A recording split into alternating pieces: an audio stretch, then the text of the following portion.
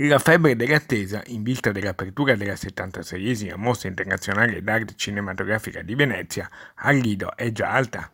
I circa 3.000 posti letto negli alberghi dell'isola per i 10 giorni della mostra sono già esauriti e non si trova un buco nemmeno negli appartamenti. Insomma, la Biennale è una benedizione per l'economia dell'isola, a riscattare una stagione che, nel comparto balneare, ha invece fatto registrare nel 2019 un leggero calo. Il successo della Mostra del Cinema si riscontra anche nelle vendite delle camere. Diciamo che già 3-4 mesi fa noi nella mia azienda, per esempio, eravamo già quasi del tutto esauriti.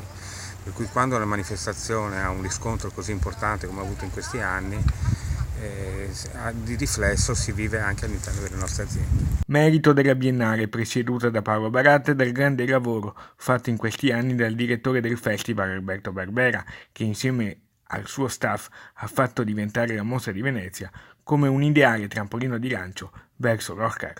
L'evento si presenta con grandi aspettative. Sì, gli operatori si fermano anche 10-15 giorni nell'isola, spesso scelgono anche di alloggiare negli appartamenti, numerosi appartamenti che ci sono in isola.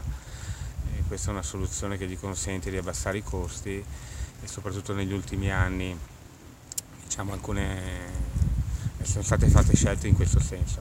Al Lido è periodo di altissima stagione e i prezzi non sono certo a buon mercato. Dormire in un 3 stelle costa poco meno di 300 euro a notte.